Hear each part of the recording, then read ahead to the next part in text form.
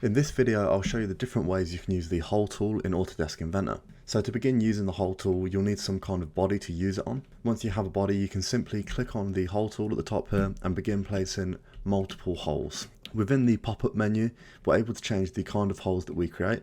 We have a simple hole, a clearance hole, a tapped hole, and then a tapered tapped hole. More often than not, you'll be using either the simple hole or the threaded hole. Below the hole options, we have the seating options. These are used to allow the head of the bolt to sit within the material and flush with the surface.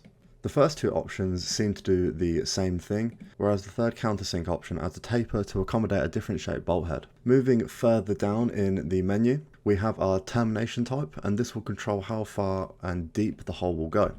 The first option allows you to change the depth of the hole, and you'll notice that a new input field is created on our bolt diagram here. The second option makes it so the hole goes all the way through the part, and the final option allows you to select a plane in which the hole will match the depth of. As I'm sure you've gathered now, the hole's dimensions can be controlled at the bottom here, and this is pretty straightforward if you're just using the simple hole, but if you decide to use the tapped hole function, then you can automatically apply this to the hole. If, like me, you like to use the M designation for taps, then you can go to the isometric profile, and then we can change the designation to whatever you see fit. The overall distance of the threading can be controlled with this input field here, or alternatively we can use this tick box, and that will apply the thread all the way down. Something worth noting is that within Autodesk Inventor, the threads aren't actually real threads, it is just an image of a thread, and you'll be able to see this if you zoom in close enough.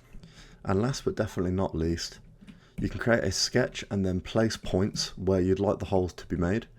And then once you select the hole tool, all of the points that have been created will be picked up and your hole feature will automatically be applied. This will allow for much more accurate placement than just adding them in like we did originally. This is a lot quicker than going through and extruding these holes one by one also. If you found this helpful at all, then subscribe. I've got much more CAD content just like this.